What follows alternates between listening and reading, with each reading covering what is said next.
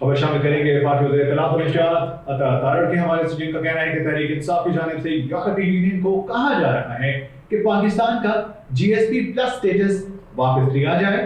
इस्लामाबाद में मीडिया से गुफ्तगू करते हुए अता तारड़ का कहना था कि कुछ सियासी अनासर अपने मकासद के लिए मईशत को नुकसान पहुंचाना चाहते हैं। उनकी कोशिश रही कि IMF का पाकिस्तान के साथ मुआहिदा ना हो। वफाकी वज़ीर इत्तलात और नशरियात अता तारड़ का कहना है कि तहरीक इंसाफ की जानिब से यूरोपीय यूनियन को कहा जा रहा है कि पाकिस्तान का GSP प्लस स्टेटस वापस लिया जाए। इस्लामाबाद में मीडिया से गुफ्तगू करते हुए अता तारड़ का कहना था, कुछ सियासी अनासर अपने मकासद के लिए मईशत को नुकसान पहुंचाना चाहते हैं। इनकी कोशिश रही कि IMF का पाकिस्तान के साथ मुआहिदा ना हो। उनका कहना था कि कौमी मफाद का तहफ़्फ़ुज़ हमारी अव्वलीन जिम्मेदारी है, लेकिन एक सियासी जमात को कौमी मफाद नज़र नहीं आता, ना ही इनको मईशत की बहाली की परवाह है। अता तारड़ का कहना था कि PTI ने IMF को ख़त लिखकर घिनौनी साजिश की। वज़ीर आज़म शब रोज़ मईशत की बेहतरी के लिए काम कर रहे हैं। वज़ीर ख़ज़ाना मोहम्मद औरंगज़ेब मुल्क की मईशत संभालने की सलाहियत रखते हैं। वफाकी वज़ीर का कहना था कि PTI की जानिब से यूरोपीय यूनियन को कहा जा रहा है कि पाकिस्तान का GSP प्लस स्टेटस वापस लिया जाए। इमरान खान से मुतालिक सवाल पर वज़ीर इत्तलात का कहना था कि बानी PTI को हफ्ते में 4 रोज़ मुलाकात की इजाज़त दी जा रही थी। जेल मैनुअल के मुताबिक कैदी को हफ्ते में 1 मुलाकात की इजाज़त है। अता तारड़ का कहना था कि बानी PTI को जेल में शाहाना सहूलियात मुहैया की गई हैं। जेल मैनुअल से हटकर मजीद सहूलियात के लिए आप अदालतों से रजू करें। आपको जेल में जो सहूलियात मिल रही हैं और किसी कैदी को मैसर नहीं। उन्होंने बताया कि बानी PTI को एक किचन, एक इजाफी कमरा और एक गैलरी वॉक करने के लिए दी गई हैं। ये कैद के दौरान कई सौ मुलाकातें कर चुके हैं। इन्हें वर्जिश का सामान जेल में दिया गया जो हर किसी को मैसर नहीं है। वज़ीर इत्तलात का कहना था कि DI खान, मियांवारी और अडियाला जेल का सिक्योरिटी ऑडिट किया जा रहा है। कायद आज़म का लाहौर में घर जला दिया और परवाह नहीं की कि इसका पूरी दुनिया में क्या मैसेज जाएगा। आप IMF को कहते हैं पाकिस्तान को इमदाद ना दे अपने सियासी मफाद की खातिर। हम तो कहते हैं मिल के इस मुल्क को आगे लेके चलें। ये हुकूमत का भी काम है, अपोजिशन का भी काम है। मगर आप अगर ऐसी साजिश इस मुल्क के खिलाफ करते रहेंगे जैसे आपने साइफर की साजिश की थी और इस मुल्क के बैनुल अक़वामी सतह पर ताल्लुकात को ख़राब करने की कोशिश की और वो झूठ निकला, बाद में आपने साइफर लहराया और बाद में कहा जी ये तो साइफर ही नहीं था, मैं तो एक सियासी बयान दे रहा था। इल्ज़ाम तो आपने लगा दिया। ये बड़ा अफसोसनाक है कि आप सियासी बयान देते हैं, सियासी मफाद को आगे रखते हैं और मुल्की मफाद की परवाह नहीं करते। तो इंशाअल्लाह ताला पाकिस्तान का GSP प्लस स्टेटस कायम रहेगा, कायम व दायम रहेगा। इस मुल्क में जो SIFC के तहत इनिशिएटिव लिए जा रहे हैं और मईशत की बहाली के लिए जो SIFC काम कर रहा है वो मिसाली काम है और बड़ी तवज्जो के साथ, बड़ी संजीदगी के साथ वो काम हो रहा है।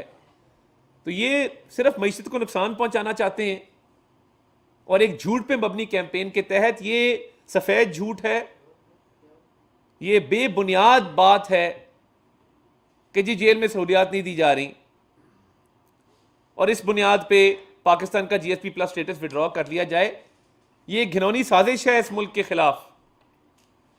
ऐसी सहूलियात पाकिस्तान में किसी कैदी को मैसर नहीं जो बानी चेयरमैन PTI को मैसर हैं। मैंने वो सहूलियात आपको गिनाई हैं। हफ्ते में 4 मुलाकातों से लेके, जो कि जेल मैनुअल की खिलाफ वर्जी है, साइकिल एक्सरसाइज वाली से लेके एक बहुत बड़ा जेल का हिस्सा उनके ज़ेर इस्तेमाल है। तो अगर सिक्योरिटी ऑडिट पंजाब हुकूमत 2-3 जेलों का कर रही है तो आपको सब्र से काम लेना चाहिए।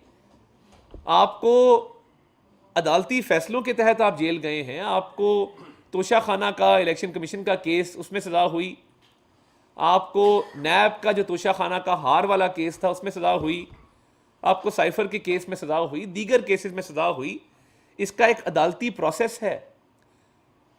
अदलिया इस मुल्क में आज़ाद हैं और आप चाहें तो आप अदालतों से रुजू करें। मज़ीद सहूलियात, अगर आप जेल मैनुअल से हट के जो आपको सहूलियात दी जा रही हैं, आप मज़ीद सहूलियात चाहते हैं, अब आप अदालतों से रुजू करें।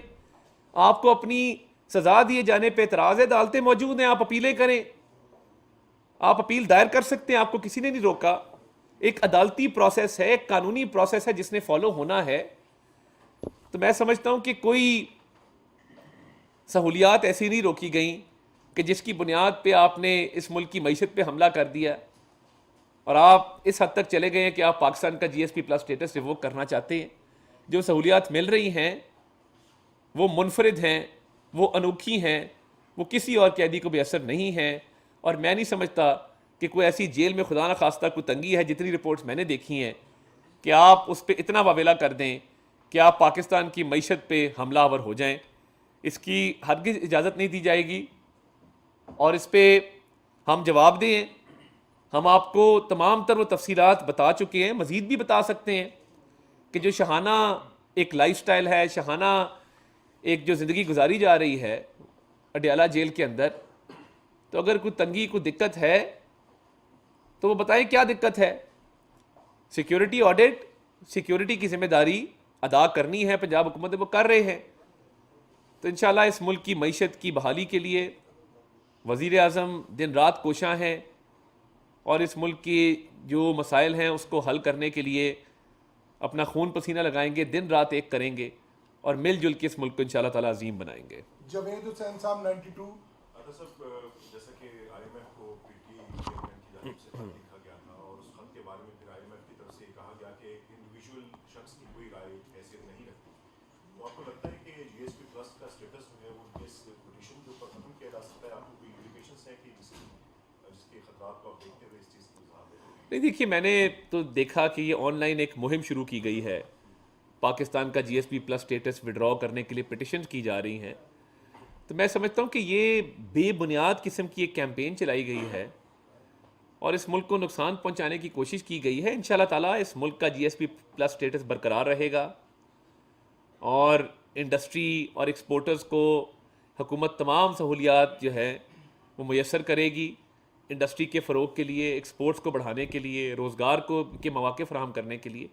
तो मैं नहीं समझता ये कोई ख़तरा है। मैं एक साजिश जो तहरीक इंसाफ कर रही थी उसको बेनकाब करना अपनी ज़िम्मेदारी समझता था, इसलिए आज आपके सामने हाजिर हुआ। अब्बास शबीर साहब टैलेंट टीवी से। सर, ये सिक्योरिटी ऑडिट कब तक ख़त्म होगा और थ्रेट्स क्या है? और ये भी तासुर दिया जा रहा है कि सेनेट इलेक्शन और दीगर जो सियासी मामला पर मशावरत है उसको रोकने के लिए पाबंदी लगी। देखिए, मैं इस पे जो लेटर जारी किया गया है वो पंजाब हुकूमत की तरफ से, उसके अंदर तफसीलात दर्ज हैं कि चंद जेलों के अंदर तखरीब कारी का खदशा था, सिक्योरिटी खदशात थे, जिसकी बुनियाद पे सिक्योरिटी ऑडिट कंडक्ट करना पंजाब हुकूमत की ज़िम्मेदारी थी। और ना सिर्फ खान साहब का बल्कि बाकी कैदियों की जो सिक्योरिटी है उसको भी इंश्योर करना जो है वो जेल हुकाम की और जो कंसर्न हुकूमत है उसकी ज़िम्मेदारी होती है। तो ये मेरा ख्याल है 2 हफ्ते का जो सिक्योरिटी ऑडिट है ये ख़त्म हो जाएगा। सेनेट का इलेक्शन तो फिर अभी दूर है। यासर मलिक साहब दुनिया न्यूज़। तारक साहब, ये बताइएगा कि सिंध में तो चीफ सेक्रेटरी जो उनको चेंज कर दिया गया, केपीके में चीफ सेक्रेटरी के ऊपर एक लड़ाई सी नज़र आती है दोनों के दरमियान, वफाक और केपीके के दरमियान। अली अमीन गंडापुर साहब ने एक खत लिखा, उसका जवाब भी दिया गया। तो क्या वफाकी हुकूमत उनका दिया हुआ नाम जो है उसको चीफ सेक्रेटरी लगाएगी या इसके ऊपर कोई? देखिए, खैबर पख्तूनख्वा हुकूमत ने एक ख़त लिखा है और ये मशावरत से मामला हल होगा। मैं समझता हूँ आज भी इस पर बातचीत होनी है, तो इस पर कोई बातचीत होगी तो आपके सामने ले आएंगे। आज इस पर कोई ना कोई रद्द अमल आ जाएगा सामने। राशिद अलीम साहब ARY से।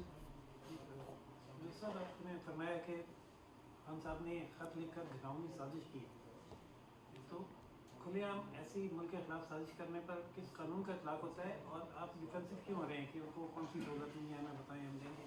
सहूलत देने के बजाय कानूनी कार्रवाई का ऐलान बनेगा। देखिए, पहली बात तो ये है कि जेल का एक सिस्टम है।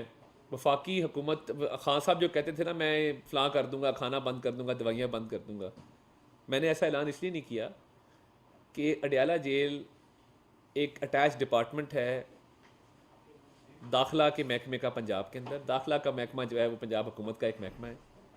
जेल मैनुअल लिखा जा चुका है 1978 में, उसके अंदर तमाम तर जो हैं कवानीन, कवायद ज़वाबित वो दर्ज हैं। मेरा मकसद आज सिर्फ ये था कि एक साजिश जो की जा रही है उसको बेनकाब करना और ये बताना कि यूरोपियन यूनियन को, जो कि एक बड़ा एक क्रेडिबल आलमी सतह पे उसकी शोहरत है, उसको एक गलत बयानी पर मबनी बयानियाँ फराहम किया जा रहा है और पाकिस्तान के ख़िलाफ़ एक साजिश की जा रही है जो मैं चाहता था जिसको बेनकाब करूं।